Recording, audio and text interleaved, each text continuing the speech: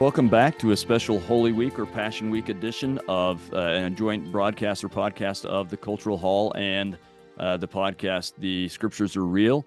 I'm Kerry Muhlestein, the Scriptures Are Real host, and I have with me Dr. Andrew Skinner, who is helping me as we do these short episodes to help people celebrate Holy Week or Passion Week. Thank you and welcome, Dr. Skinner. Thank you so much. It's just a privilege to be with you. Well, today we are talking about Holy Monday. Or the Monday, the last week of the Savior's life. And if you haven't heard our first episode, we'd encourage you to do that, where we set up the idea of Passion Week or the Holy Week and celebrating it and so on, as we, as members of the Church of Jesus Christ of Latter-day Saints, try to, maybe we could say, level up our worship on this Easter season. So, Dr. Skinner, why don't you take us through a little bit Holy Monday? Well, thank you. This is day 2 of Holy Week.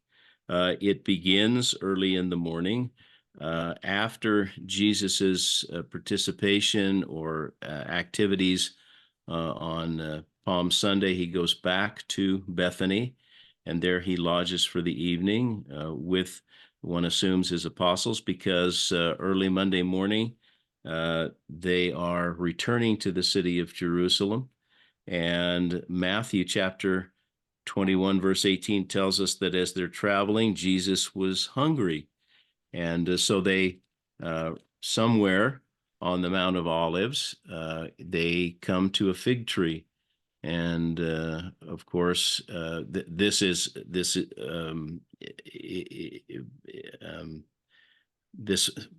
what I'm trying to say, this fits well with what we know about the geography of the area, because the place where Jesus mounted the donkey colt the previous day is called Bethphage or Bethphage, house of figs, and you can kind of see the resemblance in the word phage to the English word fig.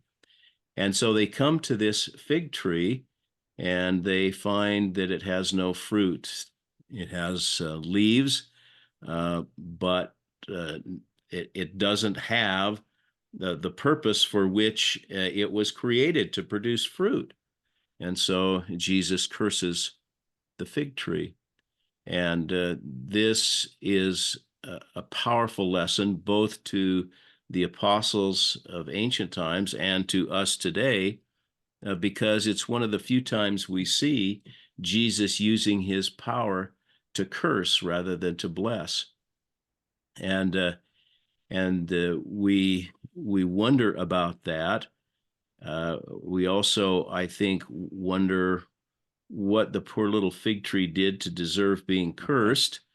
But one of the lessons that I think Jesus is attempting to demonstrate graphically on this second day of Holy Week is that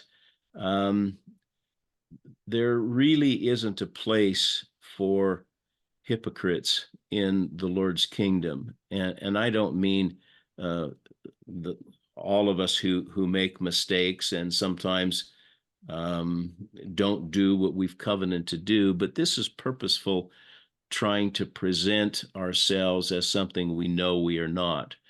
And that's the definition of a hypocrite. The Greek word upokritai, which Jesus must have come in contact with when he was growing up in Galilee, in Nazareth. There was not far from where he was raised, where he was growing up. There's a theater there, and so he undoubtedly picked up that word and his understanding of it.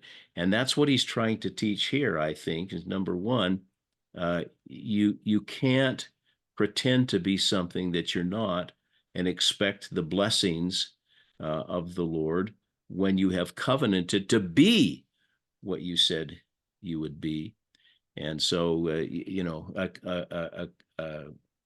upokritai is a play actor.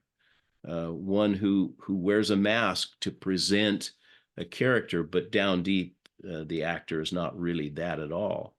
And this is the fig tree. This is a graphic illustration by the fig tree. And interestingly, sorry. Go Oh, ahead. go ahead. I was going to say, and this would have been well known by the apostles because they know, as those of us who have lived in the Holy Land know, that the figs on a fig tree appear at the same time that the leaves start popping out. Right. And so this isn't a case of, well, we just have to wait for the fruit to appear. No, this is the big leafy fig tree, and it should have had fruit because the fruit appears at the same time, but it doesn't.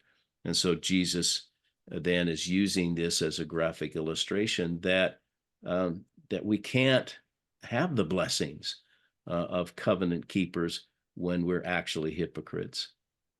Very, very good and very powerful, and it's the perfect I guess primer for what he will do, because when he gets down onto the Temple Mount, and we'll talk about going there and so on in a second, but he spends most of his day teaching, and the primary thing he teaches about is the hypocrisy of some of the Jewish leaders and Yeah. people, and so he is going to spend most of his day talking about hypocrisy, but he has primed his apostles and others to understand this by this symbolic action.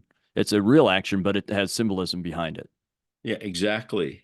And as you said, he spends most of his days during Holy Week teaching. And it's not just the fact that he's teaching and he's teaching exalting principles, but it's where he's doing it. And that's the reason that he leaves Bethany in the morning, climbs up over the Mount of Olives back into Jerusalem, because he teaches in the temple. He's daily teaching in the temple, as he says. And he's teaching sacred things in what is supposed to be a sacred place, the most sacred place on earth. And yet it is being overseen or being managed by those who are supposed to be holy but are not. That is, the high priest and the chief priests and the elders of the people. And that's part of the hypocrisy, I think, that he's drawing attention to. And there are other lessons, of course, that can be drawn from this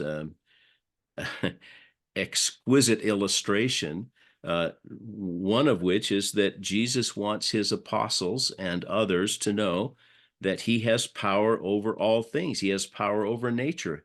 He created nature. He created worlds without number. He has power over all things. He has power to curse and to destroy, as well as power to bless and to create. And he also, I think, is teaching a lesson about faith, that great faith really does produce great things. All things are possible to those of us who have faith. And faith, I think, is sometimes misunderstood by young people. It certainly was misunderstood by me when I was growing up. Faith is not wishful thinking.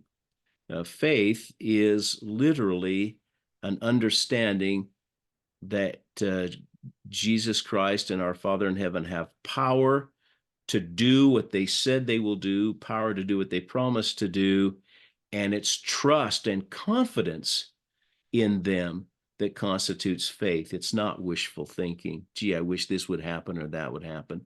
And faith is so intricately tied to hope in the scriptures that it's almost impossible to tease them apart profitably, tease them apart, because faith is trust in our Father in heaven and his Son, Jesus Christ, and hope is best defined as expectation, that there's an expectation there. So this is an important lesson, that all things are possible to those who have true faith.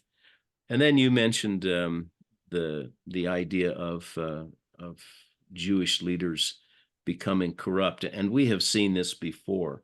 Not to put too fine a point on it, but we saw it in John chapter 12, the chapter that talks about Jesus spending the Sabbath day, Saturday before Palm Sunday, with Martha, Mary, and Lazarus.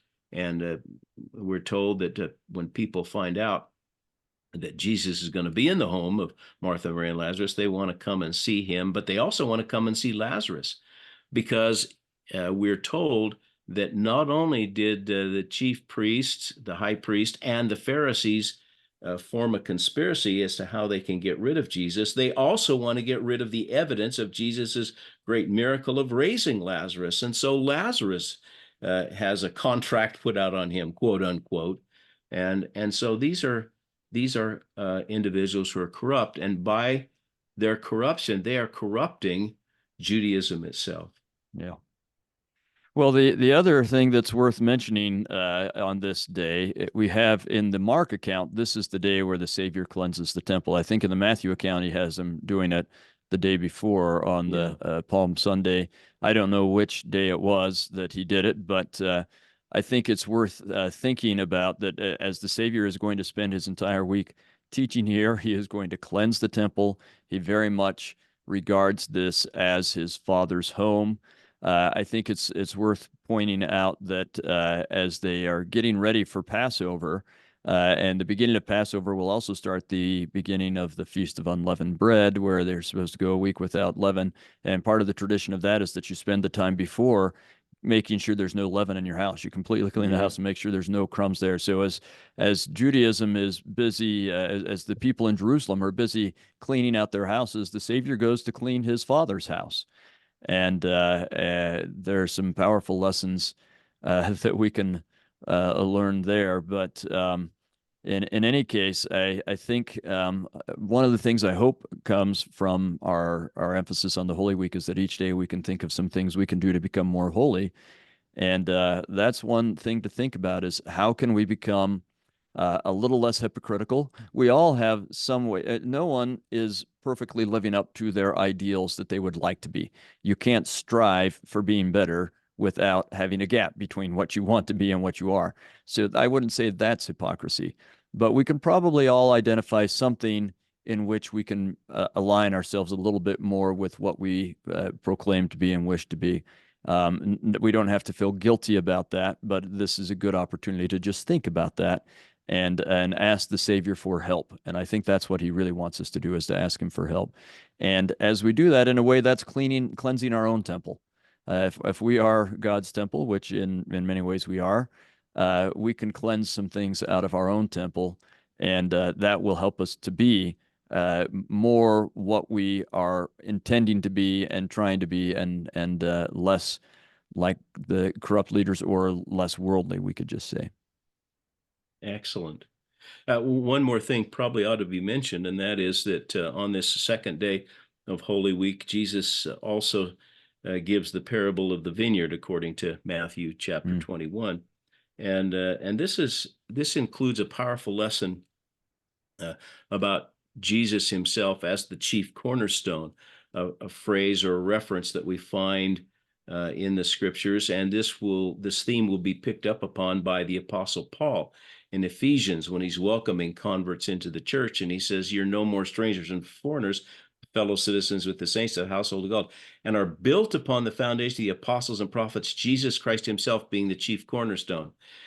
Paul has understood what Jesus is teaching the second day of Holy Week, that Jesus himself is the chief cornerstone, and it stays with the Apostle Paul, and he makes it a part of his teaching to those who join the covenant community, the Christian community, years after Jesus has been resurrected. And then finally, Luke is the one that indicates that Jesus, after this second day, will return again to Bethany, up over the Mount of Olives, and there he'll lodge there for the night, and will be back in Jerusalem on the third day of Holy Week, which is Tuesday. Wonderful. And one other thing that I might suggest is because the Savior, we're trying to think of how we can, again, level up our worship and gratitude for the Savior, and learn and appreciate what he's done for us. And because he kept going to the temple really every day of this Passion Week or Holy Week, might be a good week for us to also spend some time in the temple. So it's just a thought. An excellent thought. Well, thank you to our audience, and thank you, Dr. Skinner, and we hope you'll join us tomorrow as we talk about Holy Tuesday.